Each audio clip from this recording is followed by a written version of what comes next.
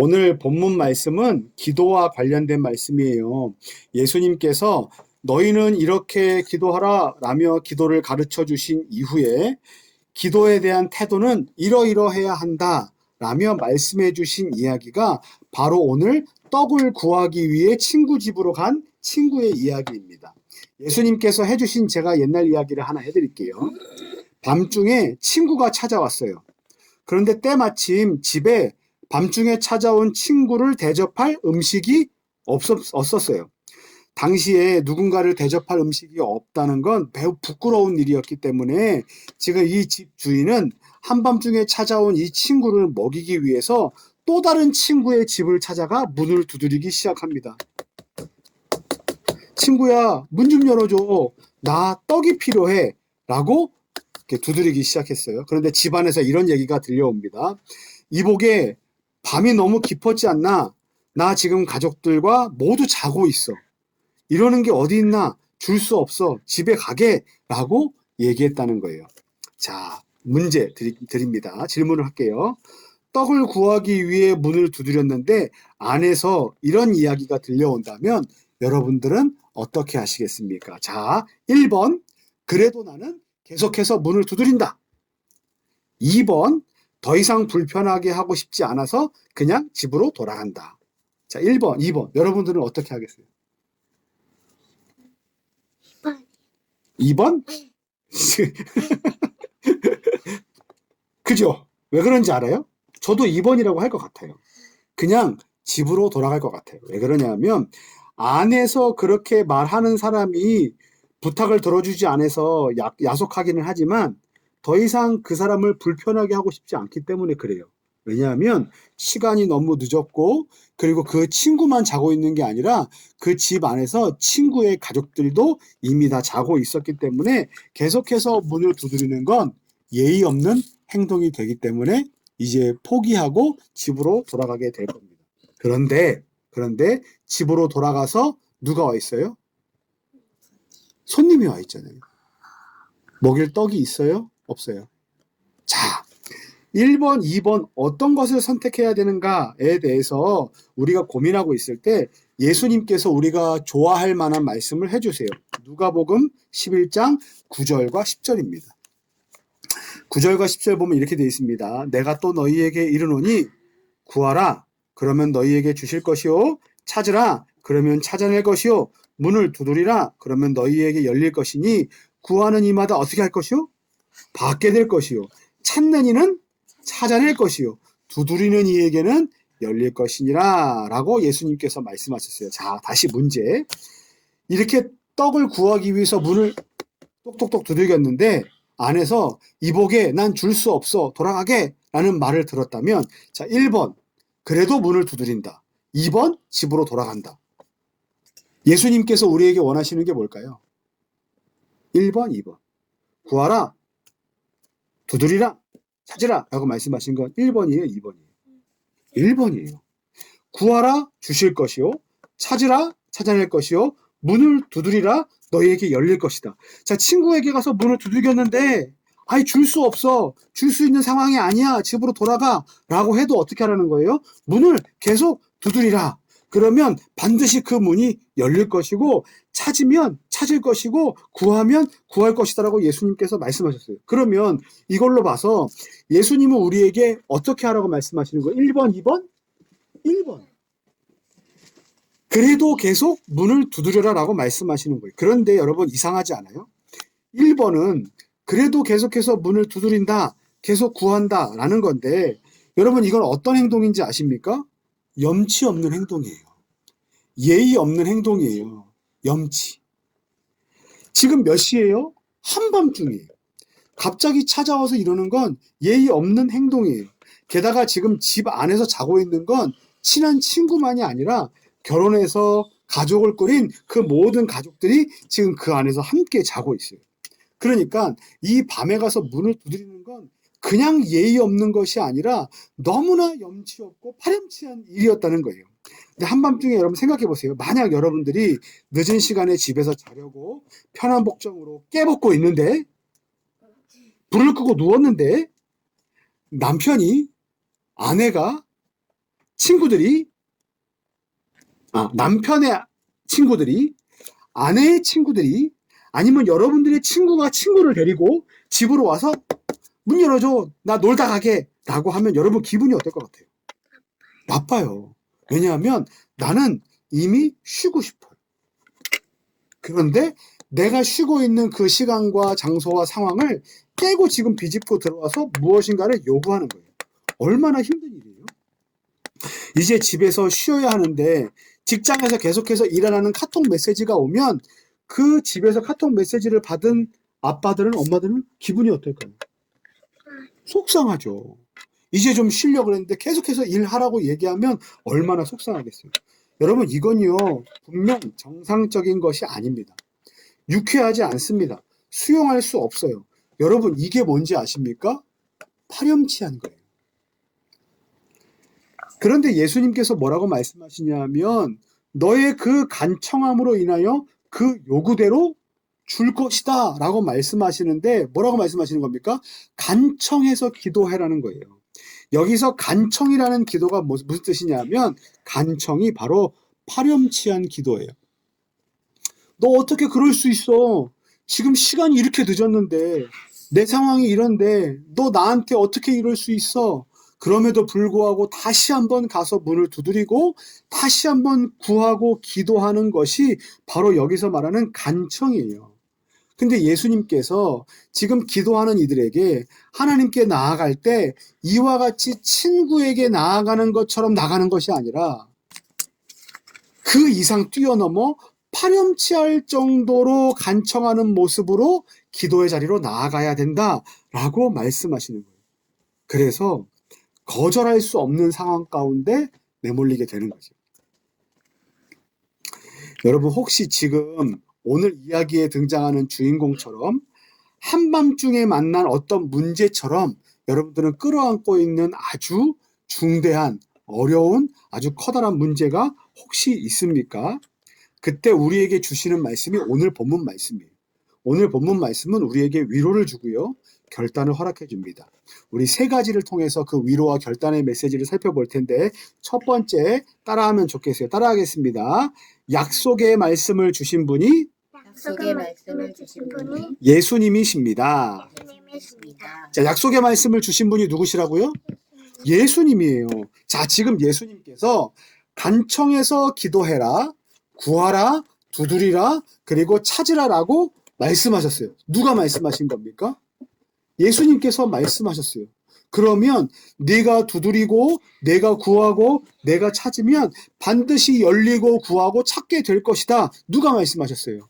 예수님께서 말씀하셨어요. 그러니까 간청해서 기도해라, 파렴치하지만 그럼에도 불구하고 간절히 기도해라, 그래도 문을 두드려라, 그래도 간절히 찾으라, 그래도 간절히 주님 앞에 나아와라 라고 말했던 건 그냥 우리가 갖고 있는 생각이나 아니면 떠도는 그러한 이야기가 아니라 예수님께서 우리에게 확실하게 약속의 말씀으로 주셨다는 거예요.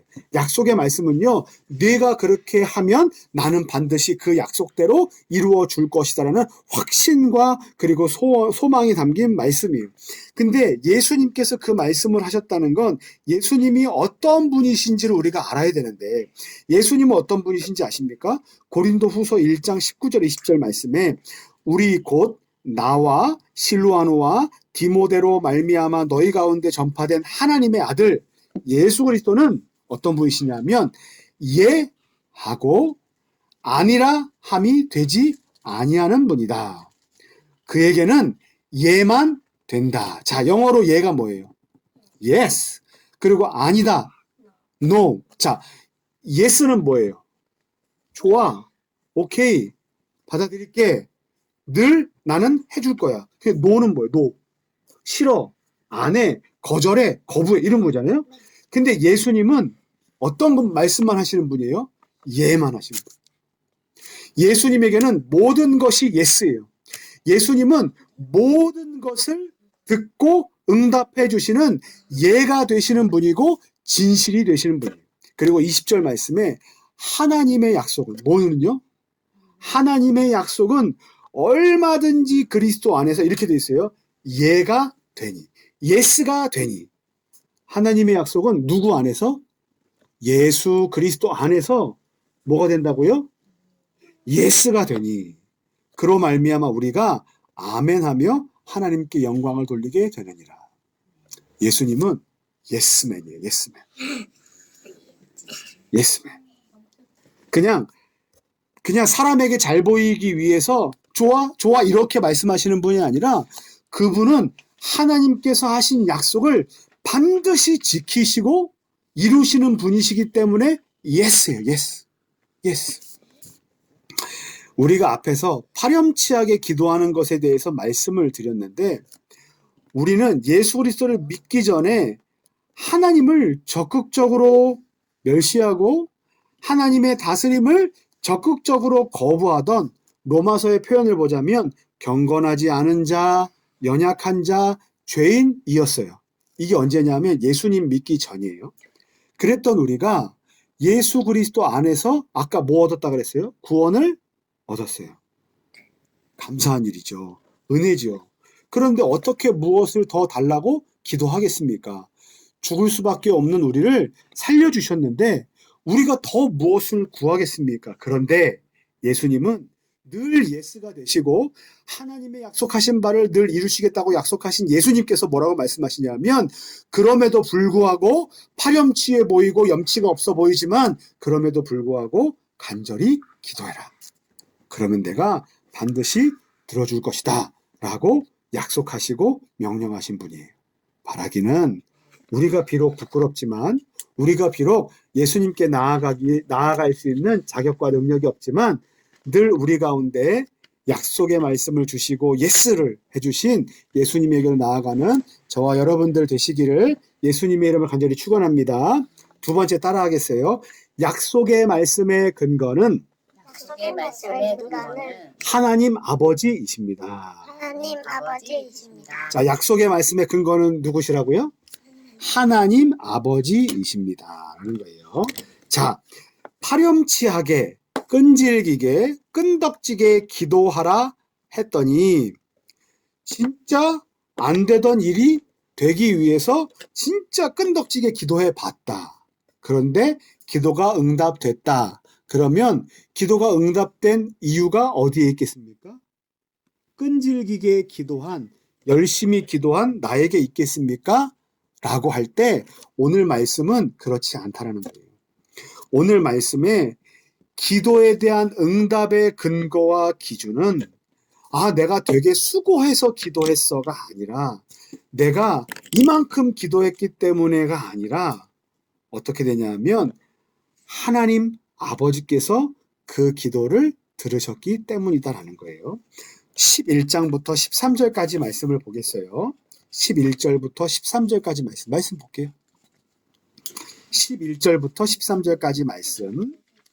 너희 중에 아버지 된 자로서 누가 아들이 생선을 달라 하는데 생선 달라 하면 뭘 줘야 돼요? 생선을 줘야 되는데 생선을 달라 하는데 누가 뱀을 주며 뱀은 뭐예요? 아들에게 주면 어떻게 돼요? 아들이 죽어요. 아빠 저 생선 주세요 하는데 어느 아빠가 아들에게 뱀을 주겠어요? 안 주죠. 그죠? 두 번째, 아빠 나 계란 알을 먹고 싶어요. 알을 주세요. 그러면 뭐 계란을 먹고 싶어요. 메추리 알을 먹고 싶어요. 그러는데 전갈을 줄 아버지가 누가 있겠습니까? 전갈은 뭐예요? 꼭 쏘면 어떻게 돼요? 죽어요. 그러니까 아들이 지우가 생선 먹고 싶어요 라고 할 때 이놈 너 못되게 말했으니 죽어라 라고 하면서 뱀을 줄 아버지가 누가 있겠어요? 누가 아들과 딸이 죽기를 바라며 전갈을 주겠습니까? 그런 아버지는 없어요. 그런데 세상에 있는 모든 사람은 죄인이에요. 그죠? 그러면 여기서 말하는 아빠들은 악한 사람이에요? 선한 사람이에요? 죄인이기 때문에 다 악한 사람이에요. 자, 보세요. 말씀 볼게요. 13절. 너희가 악할지라도 좋은 것을 자식에게 줄 줄 알거든 하물며 하늘에 계신 아버지께서 구하는 모든 아들과 딸들에게 다른 성경에는 이렇게 나와 있어요. 좋은 것을 주시지 않겠느냐.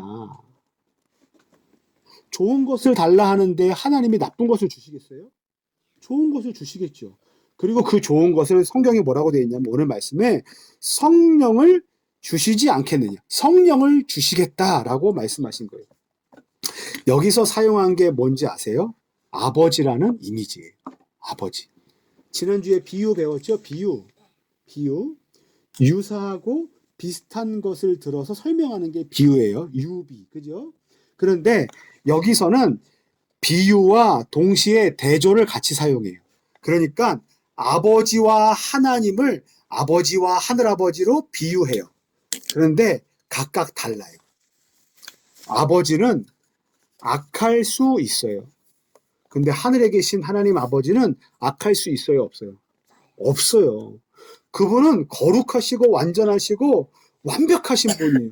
그래서 이 땅에 있는 아버지와 대조해서 하늘 아버지께서 어떠하신지를 보여주는데, 하늘 아버지는 세상에 있는 아버지들이 좋은 것을 주려고 하는 것보다 더 좋은 것, 성령님을 우리에게 보내주시는 분이에요.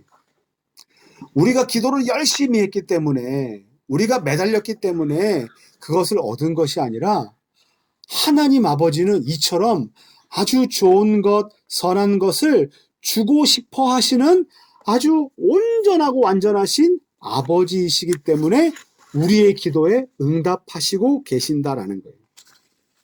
그렇기 때문에 어떻게 하라는 겁니까? 끈질기게 기도해봐. 너의 그 끈질김이 기도를 응답할 거야가 아니라 하나님이 얼마나 선한 분이신지를 내가 아니까 그 기도하는 것을 절대 포기하지 마.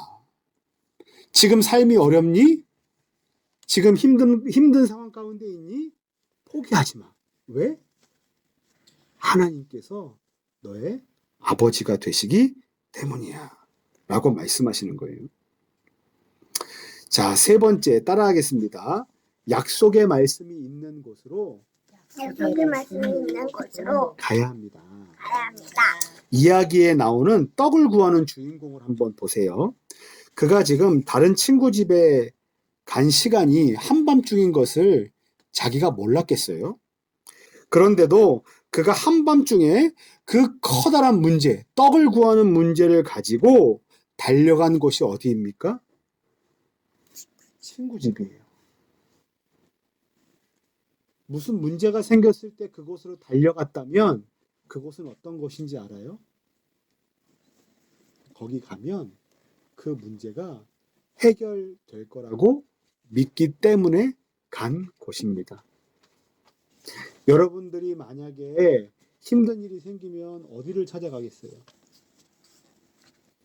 엄마 찾아가죠. 아빠 찾아가죠. 그죠? 지금 이 떡을 구하는 사람에게 가장 그 문제를 해결해 줄 수 있는 사람은 누구였을까요? 친구라고 생각했던 거예요. 그러면 이처럼 우리가 문제가 생겼을 때는 이 친구보다 더 좋은 누구를 찾아가야 됩니까? 하나님을 찾아요. 우리의 삶에 문제가 생겼을 때 가장 먼저 떠올려야 될 분이 누구라는 거예요? 하나님이에요. 그리고 가장 먼저 기도해야 될 분이 누구예요? 하나님이에요. 그리고 계속해서 구하고 기도하고 찾아야 될 분이 누구예요? 하나님. 룻기에 보면, 룻기 알아요? 룻기? 룻기에 보면 모압 지방이라는 다른 지역으로 갔다가 다시 먹을 것을 찾기 위해서 베들레헴 하나님의 땅으로 돌아오는 나오미와 그리고 며느리 룻에 대한 이야기가 기록되어 있어요. 근데 베들레헴이라는 이 베들레헴 땅 이름의 그 뜻이 뭐냐면 떡집이에요. 떡집. 빵집. 만복인의 떡집처럼 베들레헴 이 말은 떡집이에요. 떡집. 그러니까 떡집이라는 건 뭐가 많은 집이에요? 떡이 많은 집이죠. 그러니까 베들레헴이라는 지역은 떡이 많은 게 아니라 늘 풍족함 가운데 있다라는 것을 의미하는데 누구 때문에 풍족한 것이에요? 하나님 때문에. 하나님께서 그곳에 계시기 때문에 여기에 있는 모든 사람들은 하나님의 은혜 안에서 실제로 입으로 먹고 마시는 것뿐만 아니라 마음과 영과 삶과 모든 영역이 다 풍족함을 누리게 될 것이다. 그래서 베들레헴은 떡집이에요. 누가 계시다고요? 하나님께서. 룻기에 나오는 나오미와 룻이 베들레헴으로 돌아간 건요. 어떤 거냐면 하나님께로 돌아가자. 우리가 살 방법은 하나님께 가는 것밖에 없다. 왜 그렇습니까? 그곳에 하나님이 계시고 하나님께서는 날마다 구하는 영혼들에게 좋은 길로 선한 길로 인도하시고 풍족하게 먹고 마시게 하는 분이시기 때문이다라는 것을 알았기 때문이에요. 오늘 구하고 찾고 두드리는 자에게 약속한 것이 무엇인지 아십니까? 성령이에요. 좋은 것을 주시겠다는데 구하는 자들에게 성령님을 주신다는 것은 성령님이 물건은 아니에요. 네, 성령님, 야, 너 받아라. 이런 성령님이 아니라 성령님은 성부, 성자, 성령 하나님, 세 분의 하나님이심과 동시에 우리는 한 하나님이심을 믿죠? 그런데 성령님이 하시는 일이 있어요. 성령님이 하시는 일은 우리의 영혼과 우리의 삶 가운데 가장 풍족한 것을 누리고 먹고 마시게 하시는 분이 누구십니까? 성령님이에요. 그래서 성령님은요, 우리를 깨닫게 하시고 그래서 깨닫게 하셔서 우리의 죄악들을 자각하게 하시고 주님 앞에 회개하게 하시고 그리고 예수님을 믿게 하시고 영적인 풍족한 삶을 살게 하시는 영적인 삶의 조성자가 되세요. 그리고 성령님은 보혜사 하나님이에요. 보혜사는요, 우영우 변호사보다 훨씬 더 뛰어나고 완벽한 변호사예요. 그래서 성령님은요, 우리를 변호하시는 분, 우리를 도우시는 분, 우리의 영생을 보증하시는 분, 꽝꽝꽝. 이 친구는, 이 시와 지유는 내가 완벽하게 보증합니다. 하나님, 사랑으로 인도해 주세요라고 우리 가운데 늘 좋은 것을 주시기를 원하시는 분이 바로 성령님이세요. 그분이 우리와 함께 하시고 우리 삶 가운데 역사하시고 우리 가운데 도와주시는 분이에요. 그러니 구하고 찾고 기도할 때마다 좋은 것, 성령님을 우리에게 보내주시겠다는 건 우리가 기도한 그것보다 더 많이 알고 계시고 우리가 기도하고 구한 것보다 더 좋은 것으로 주시고 우리가 입으로 몸으로 먹고 만지고 마실 수 있는 그것을 얻는 것보다 훨씬 더 좋은 영적인 우리의 마음과 생각과 우리의 모든 삶의 영역 가운데 좋은 것들을 주시는 성령님께서 우리와 함께 계신다 라고 약속하신 것을 통해서 우리는 어떻게 되는지 알아요? 반드시 하나님께로 나아가야만 합니다. 누구에게로 나아가야 된다고요? 자, 세상에는 엄청나게 많은 사람들이 살았었고 살고 있고 살아갈 겁니다. 만약에 세상의 모든 사람이 100명이라면 세상을 살아가는 방법들도 100개 이상이 될 거예요. 그러죠? 많은 사람들이 자기가 생각하는 방법, 자기가 생각하는 방식대로 세상을 살아가려고 하고 살아가고 있고 살아갈 거예요. 그런데 오늘 말씀에서 우리에게 주시는 분명한 사실은 그 모든 방법들 중에 복된 삶을 살아가는 단 한 가지 방법만 있는데 그 방법이 뭔지 아십니까? 시편 73편 28절 말씀이에요. 따라할게요. 하나님께 가까이 함이 하나님께 가까이 하니 내게 복이라. 내게 복이라. 야고보서 4장 8절 말씀에 하나님을 가까이 하라. 하나님을 가까이 하라. 하라. 그리하면 그러면 너희를 나이를 가까이 하시리라. 가까이 하시리라. 여러분, 세상에 살아가는 많은 사람들이 수많은 삶의 방식들을 갖고 있지만 진짜 복받는 삶, 진짜 소망 가운데 살아가는 삶, 진짜 행복한 삶은 무엇이라고요? 하나님께 가까이 가는 것밖에 없습니다. 하나님께 가까이 갈 수 있는 길을 열어주신 분이 누구신지 아십니까? 예수님이세요. 그리고 그 예수님께서 이루어 놓으신 모든 구원에 대한 은혜를 날마다 우리의 마음 가운데 쏙 매일마다 넣어주시고, 아유, 힘들 때마다 위로해 주시고, 그리고 아플 때마다 치료해 주시고, 일으켜 주시고, 다시 새로운 소망을 불어 넣어 주시는 분이 누구신지 아세요? 성령 하나님이세요. 그래서 우리는 늘 누구에게로 달려가야 합니까? 하나님께로 달려가야 돼요. 성령님께로 달려가야 돼요. 예수님께로 달려가야 돼요. 왜냐하면 하나님께 가까이 가는 것이, 예수님 안에 있는 것이, 성령님과 동행하는 것이 우리 인생의 가장 큰 복이기 때문에 그렇습니다. 사랑하는 성도 여러분, 기억하십시오. 그 어떤 경우에도 우리가 달려가야 할 것은 하나님밖에 없습니다. 바라기는 우리의 힘과 능력을 의지하지 마시고 하나님께로 나아가기로 다짐하시고, 또 그러면서도 넘어질 수 있는 상황들이 생겨요. 낙심하지 않고 날마다 좋은 것 주시고 선한 길로 인도해 주시는 하나님께로 나아가 기도하시는, 그리고 그분을 의지하시는 저와 여러분들 되시기를 예수님의 이름을 간절히 축원합니다.